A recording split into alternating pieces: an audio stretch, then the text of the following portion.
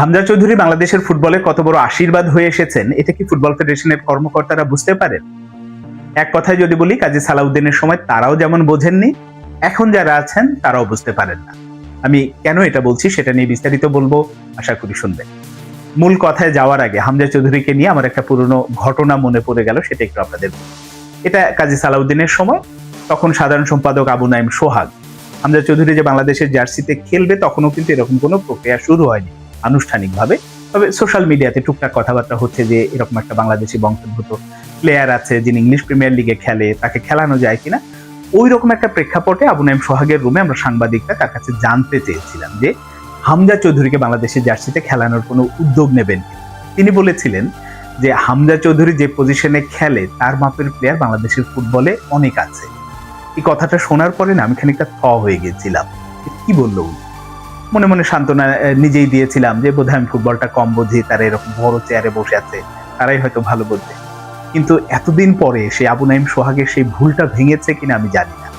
কিন্তু এখন যারা আছেন, যারা ফুটবল পরিচালনা করছেন, তাদের ধারণাটাও যে আবু নাইম সোহাগের চেয়ে খুব বেশি পরিবর্তন হয়েছে এটা বলা যাবে। হ্যাঁ, হামজা চৌধুরীকে আমরা এরই মধ্যে পেয়েছি, বাংলাদেশের জার্সিতে খেলছে, কিন্তু তার ব্যবহারটাকে আসলে সঠিকভাবে আমরা করছি কিনা, ফুটবল ফেডারেশন করছে কিনা। এখন সেই ব্যবহারটা কি? আমরা কি হামজা চৌধুরীকে শুধুমাত্র বছরে 10-12টা যদি ফিফা ফ্রেন্ডলি থাকে এইটাই শুধু খেলাবো? এশিয়ান কাপের বাছাই পর্বের ম্যাচ থাকলে সেটার মধ্যে সীমাবদ্ধ রাখবো, আর সাফের যে ম্যাচগুলো আছে এর মধ্যে, এটাই যদি হয় পরিকল্পনায়, তাহলে আসলে বলার কিছু। কিন্তু এটা আসলে হওয়ার কথা না। কারণ হামজা চৌধুরী যখন ফিফার কাছ থেকে অনুমতি পেল যে তিনি বাংলাদেশের জার্সিতে খেলতে পারবেন, তারপরে ইংল্যান্ডের একটা বিখ্যাত পত্রিকা দ্য অ্যাথলেটিক তার ইন্টারভিউ করেছিল এবং সেখানে অনেক পরিকল্পনার কথা হামজা চৌধুরী নিজেই বলেছিলেন। তিনি বলেছিলেন যে বাংলাদেশের ইয়াং ফুটবলার তৈরির জন্য তিনি কাজ করতে চান, ক্লাব স্ট্রাকচার ঠিক করার জন্য তিনি কাজ করতে চান, বাংলাদেশের ফুটবলাররা যাতে ইউরোপে খেলতে পারে এরকম একটা পথ তিনি তৈরি করে দিতে চান। তো এই যে তার পরিকল্পনাগুলো, ভাবনাগুলো, স্বপ্নগুলো, সেইগুলো নিয়ে ফুটবল ফেডারেশন কখনো কি তার সাথে বসেছে, কাজ করার চেষ্টা করেছে, শুনতে চেয়েছে? কিছুই করেনি।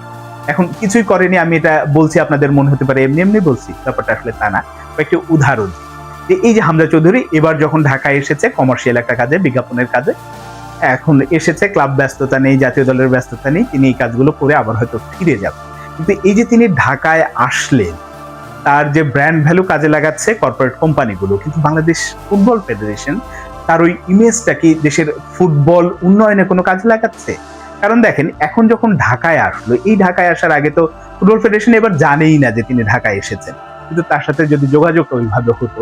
প্রথম একটা উদাহরণ দিই যে এই ফাঁকেই এবার যখন এই যে অনূর্ধ্ব 15 না 16 বয়সে একাডেমির জন্য কিছু প্লেয়ার বাছাই করেছে, কয়েক হাজার প্লেয়ার থেকে বোধহয় 100 কি 150 জনকে একটা শর্ট লিস্ট করেছে ফুটবল ফেডারেশন।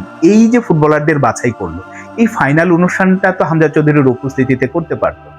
হামজা চৌধুরী সেই ফুটবলারদের সাথে সময় কাটালো, একটু কথা বললো, তাদের উদ্দেশ্যে কিছু বললো। ওই যে ইয়াং ফুটবলারদের মধ্যে একটা বড় ফুটবলার হওয়ার স্বপ্নটা বুনে দেওয়া, যে তাগাদাটা, যে একটা বিশাল, কি বলবো, যে যেটা স্বপ্ন সে দেখছে যে আমি হামজা চৌধুরীর কাছাকাছি যেতে পারবো কিনা, সে তার সাথে কখনো দেখা হবে কিনা, সেটি যখন বাস্তবে দেখবে তার মধ্যে অন্যরকম একটা অনুভূতি কাজ করবে, অন্যরকম একটা অনুপ্রেরণা কাজ করবে।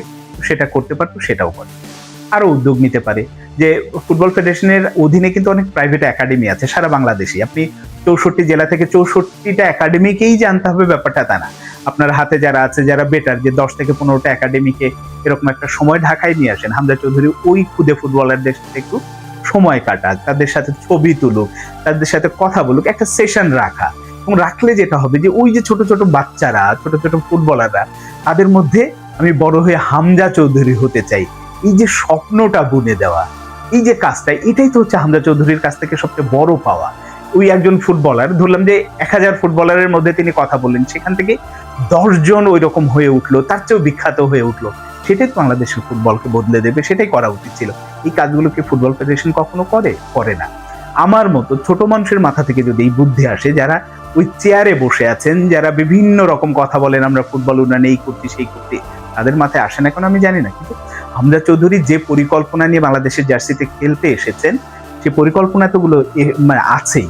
সঙ্গে এখন ফুটবলের মানে একেবারেই তো ঘুমিয়েছিল, প্রায় মারা যায় অবস্থা, সেখান থেকে এই ফুটবলটাকে নতুন করে জীবন দিয়েছে, নতুন উন্মাদনা তৈরি হয়েছে শুধুমাত্র হামজা চৌধুরীর উপরে নির্ভর করে। এইটা কিন্তু সবাইকে স্বীকার করতে হবে। হ্যাঁ, হামজা চৌধুরীর পরে অনেকেই ফুটবলে যুক্ত হয়েছেন, হচ্ছেন, আগামীতেও হয়তো আরো হবে, কিন্তু মূল যে কাজটা তিনিই করেছেন। তো সেই রকম একজন জাদুকরকে, সেই রকম একজন রত্নকে যখন আমরা পেয়েছি, তার ব্যবহারটা ঠিকমতো করতে পারছি না। আগামীতেও করবে কিনা আমরা জানি না। কারণ হ্যাঁ, হামজা চৌধুরীর কারণে যে ব্র্যান্ড ভ্যালু তৈরি হয়েছে, এখন ফুটবলের যারা চেয়ারে বসে আছেন, যারা তাবিদ আওয়াল, ফাহাদ করিম, যারা প্রত্যেকেই এখন অন্যরকম একটা হাইপের মধ্যে আছে, একটা বাবলের মধ্যে আছে যে আমরা বোধহয় অনেক কিছু করে ফেলছি। এই হামজা চৌধুরীকে তো আমরা লম্বা সময় পাবো না যে 20 থেকে 25 বছর সার্ভিস দেবেন তিনি, ব্যাপারটা তো তা না। তাকেও একটা জায়গায় থামতে হবে। তো এরকম একটা পিক সময়ে যখন ফুটবলের একটা জোয়ার তৈরি হয়েছে, সেই জোয়ারটাকে আসলে আমরা কাজে লাগাচ্ছি না। এখন হয়তো ফুটবল ফেডারেশনের কর্মকর্তারা ওই যে তৃপ্তির ঢেকুর তোলা যে ব্যাপারটা আছে না, ওই রকম যে আমাদের বিজ্ঞাপন আসছে, কিছু টাকা পাচ্ছি, আমাদের সবাই বাহাবা দিচ্ছে, আপনারা অনেক ভালো কাজ করছেন। কিন্তু এই ভালো কাজ এখানেই সীমাবদ্ধ থাকার কথা না। ওই যে আমি যে ছোট ছোট বিষয়গুলো বললাম, ওটা আপাত দৃষ্টিতে ছোট হলেও ওটা কিন্তু অনেক বড় বিষয়।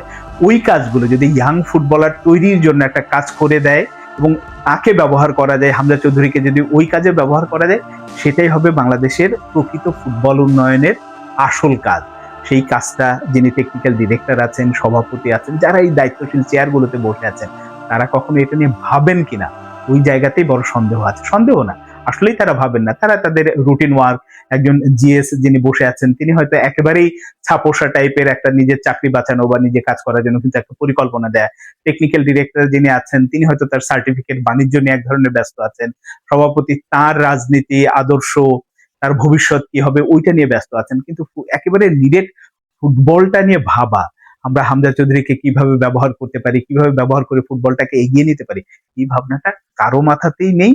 আগামীতেও আসবে কিনা জানি না। এই কারণে ওই যে আমি শুরুতে বললাম যে হামজা চৌধুরীর গুরুত্ব ফুটবল ফেডারেশন আগেও যেমন বোঝেনি, এখনো বোঝে না।